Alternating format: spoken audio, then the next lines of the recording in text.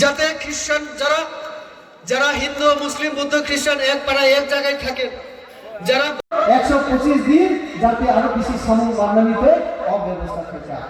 এইটাও একটা জনতা পার্টিতে আমাদের রাজ্যের মাননীয় প্রধান মুখ্যমন্ত্রীর হাত ধরে যারা জয়েন করবেন, আমি বিরোধী দলগুলি বলার সুযোগ পাবে যে বিজেপি সাম্প্রদায়িক দল, হিন্দুত্ব এবং শান্তি আজকে আমাদের এখানে রাখছেন না, একটা কথাও না।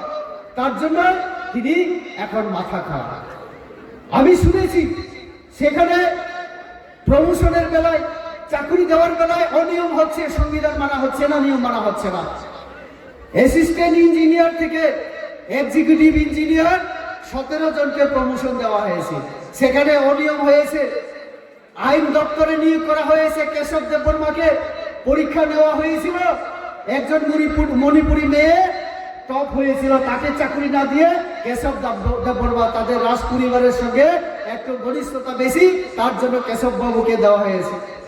এরকম বিভিন্ন ডিপার্টমেন্ট চাকরির ক্ষেত্রে, প্রমোশনের ক্ষেত্রে অনিয়ম হচ্ছে, আইন মানা হচ্ছে না। আর সব থেকে দুঃখের বিষয়, আমরা সারা জীবন চাকরি করার পরে 60 ইয়ার্স হলে, 60 বছর হলে রিটায়ারমেন্টে যায়, অবসরে যায়। ওই অবসরে যারা গেছেন তারা ডেপুটেশন দিয়ে অফিসারদের কাছে হাত জোর করে ওষুধ বিষ খেয়ে মারা যাওয়ার জন্য টাকা খুঁজেন। টাকা মৃত্যুর জন্য, যে বিষ খেয়ে মৃত্যুবরণ করবেন তার জন্য অবসরপ্রাপ্ত যারা কর্মচারী এডিসিতে, তাদেরও বিষ খাওয়ার পয়সা নেই, এই পেনশনের পয়সা তারা দিচ্ছে না। অথচ প্রদ্যুৎ বাবুরা, আমাদের সেই পূর্ণচন্দ্র বাবুরা সরকারি টাকা সেটা তুলে নিয়ে গ্যারেজ বানাচ্ছে, গ্যারেজের নাম করে, পুলিশকে রাখতে হবে নাম করে নিজেরাই বাড়িঘর বানিয়ে ফেলছেন, ব্যবসা বাণিজ্যে সেটা বিনিয়োগ করছেন। কাজে অর্থ নয় ছয় দুর্নীতি আজকে এডিসিকে শেষ করে দিয়েছে। এডিসিতে আমরা বলেছি, আমরা যখন ক্ষমতায় আসবো আমরা এডিসিকে সাজিয়ে তুলবো। 25 বছর শিল্পে আমাদের জিতেন বাবুরা কিছু করেননি। আমি যখন জনজাতি মোর্চার রাজ্য সভাপতি ছিলাম এবং আমি যখন এমপি হলাম, আমি যখন এমপি পুইলা 19টা সম্প্রদায়কে নিয়ে 2019-এ 13 তারিখ নভেম্বর মাননীয় মুখ্যমন্ত্রী তৎকালীন বিপ্লব কুমার দেবকে আমি একটা চিঠি লিখেছিলাম। সেই চিঠিতে উল্লেখ করে আমি বলেছিলাম যে 19টা সম্প্রদায়, জনজাতি সম্প্রদায় এডিসিতে আমরা যারা বসবাস করছি, জনজাতি সহ বাঙালি অংশের যারা, সবার উন্নতির জন্য এডিসির যে পরিকাঠামো, এডিসির যে স্ট্রাকচার, এডিসির যে নিয়ম কানুন, এডিসিকে টাকা দেওয়ার যে নিয়ম, এই নিয়মে এডিসির উন্নয়ন সম্ভব না। আমরা চাই ভারতবর্ষের যে সংবিধান, যে সংবিধানের 6ষ্ঠ তফসিল মোতাবেক আমাদের এডিসি গঠন করা হয়েছে, এই এডিসির নিয়ম কানুন পাল্টানোর জন্য সংবিধান সংশোধন করা দরকার। এবং সেটা হচ্ছে 125তম সংবিধান সংশোধন। আমি মাননীয় মুখ্যমন্ত্রী তৎকালীন বিপ্লব দেব, ওনাকে আমি চিঠি লিখেছিলাম। সেই সময় এই প্রদ্যুৎ দেববর্মা এনজিও করতেন, হয়তোবা কংগ্রেস করতেন, তখন এনজিও করেননি।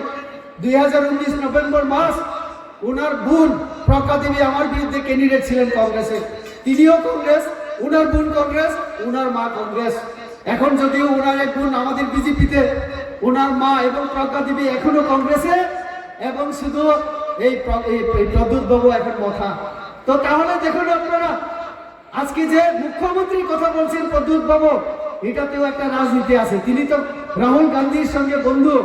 আমি আজকে একটা নতুন কথা বলি আপনাদের, রাহুল গান্ধীকে ভারতবর্ষের মানুষ কি বলে জানেন? পাপ্পু বলে না। আমাদের ত্রিপুরা রাজ্যে পাপ্পু হচ্ছে প্রদ্যুৎ বাবু, পাপ্পু। আজকে থেকে আপনারা পাপ্পু বলবেন প্রদ্যুৎ বাবুকে। আজকে লাইভে আসবেন উনি, আমি এটা বলে রাখছি আপনাদেরকে। আমাকে শর্টম্যান বলেছেন উনি, আপনারা দেখতে কষ্ট হচ্ছে আমাদের, এটা আমার ভগবান দিয়েছে, কিছু করার নেই। কিন্তু শর্টম্যানের জবাব উনি দিতে পারছেন না। এখন করতেন, উনাকে অন্যায়ভাবে ক্ষমতা থেকে সরানো হলো। আজকে সেই বাংলাদেশের অবস্থা কোন জায়গায়? বাংলাদেশের মানুষকে আজকে ভারতের বিরুদ্ধে ষড়যন্ত্র করে খেপিয়ে তোলা হচ্ছে। চিকেন নেক আমাদের শিলিগুড়ি, দার্জিলিং শিলিগুড়ি, সেখানকার যেটা বিহারের সঙ্গে যুক্ত, সেটাকে আজকে টার্গেট করা হচ্ছে চীন বিভিন্ন ওই পাকিস্তানের সঙ্গে মিলে। আজকে এই যে বাংলাদেশ তাদের যে স্বাধীনতা, এই স্বাধীনতা ভারতের অবদান। আমরা যদি সৈন্যবাহিনী দিয়ে সেই সময় তাদেরকে ত্রিপুরার যে জায়গা দিয়ে খাদ্য দিয়ে যদি সাহায্য না করতাম, আজকে এই বাংলাদেশ স্বাধীন হয় না। আর তার জন্য যে আমাদের দেশে যারা বিরোধী দল, তারা অনেক সময় আমরা দেখি যে আমাদের দেশ যে উন্নতি হচ্ছে, আমাদের মোদিজি যে সঠিকভাবে নেতৃত্ব দিচ্ছে, সেটা তারা সহ্য করতে পারছেন না। তার জন্য আজকে ষড়যন্ত্র করে ধর্মের নামে, জাতির নামে অহিংসা তৈরি করে আমাদের বিজেপিকে পদ থেকে সরানোর জন্য, ক্ষমতা থেকে সরানোর জন্য আমাদের দেশে এবং এই রাজ্য এই ষড়যন্ত্র চলছে। তো আমি পাপ্পু হিসেবে বলছি, ওই যে রাহুল গান্ধী যেমন ইলেকশনের সময় খুঁজে পাওয়া যায় না, জলে জাত মারে কিসের জন্য? মাছ ধরার জন্য। বিহার ইলেকশন চলছিল, বিদেশে হঠাৎ করে ঘুরতে গেল, খোঁজাখুঁজির পরে ইলেকশনের 2 দিন আগে এলো, মানুষজন নেই, কিছু করার নেই, বুঝতে পেরেছেন কংগ্রেস হারবে, গুহারা হারবে বিহারে।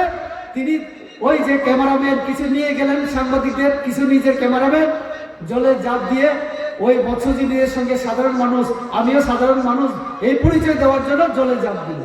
আমি ছিলাম সেই দিন শিলাশুড়ি, আমি সাংবাদিকদের বলেছিলাম উনি জলে ডুব দিলেন তো দলকেও ডুববে, দেখবেন বিহার ইলেকশনে তাদের রেজাল্ট খারাপ হবে। এই কথাই তো হলো। আজকে আমি এখানে দাঁড়িয়ে বলছি তার বন্ধু প্রদ্যুৎ বাবু, উনি ত্রিপুরা রাজ্যের প্রাপ্য। আগামী 2026 এডিসি নির্বাচনে বিজেপি যখন এডিসিতে ক্ষমতায় আসবে, উনি এইভাবে কথাই বলবেন যে বিজেপি মানিক সাহেব নেতৃত্বে রিডিং করে জয়লাভ করেছে, আর তারা ভোট চুরির অভিযোগ এনে সিপিআইএম কংগ্রেস মাথা আন্দোলন করবে আমাদের বিরুদ্ধে। আমি আজকে এখানে ঘোষণা দিয়ে গেলাম। আমাদের অডিট করানো হয় না, অডিট করানো এটা একটা সংবিধান, সাংবিধানিক বিধান।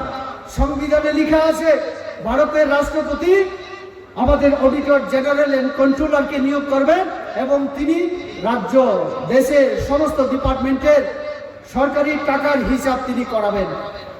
উনার দপ্তর আমাদের গভর্নরকে চিঠি লিখেছিলেন যে ত্রিপুরা রাজ্যে এডিসিতে মথার সরকার অডিট করায় না, আর্থিক শৃঙ্খলা নেই, তারপরও তারা এখানে করাচ্ছে না। আমরা বিজেপির তরফ থেকে, জনজাতি মোর্চার তরফ থেকে আমরা ডেপুটেশন দিয়েছিলাম জোনাল, সাব জোনাল, চার্জশিট দাখিল করে, কিন্তু আজও সেই অডিট তারা করায়নি। আমি এখানে দাঁড়িয়ে আবার বলতে চাই যে এডিসির মাথা প্রদ্যুৎ দেববর্মাকে অডিট করিয়ে ছাড়বো, এটা তাদেরকে চ্যালেঞ্জ দিয়ে আমি বলছি। অডিট করিয়ে ছাড়বো, জনগণের টাকার হিসাব দিতে হবে, না হলে জেলে যেতে হবে।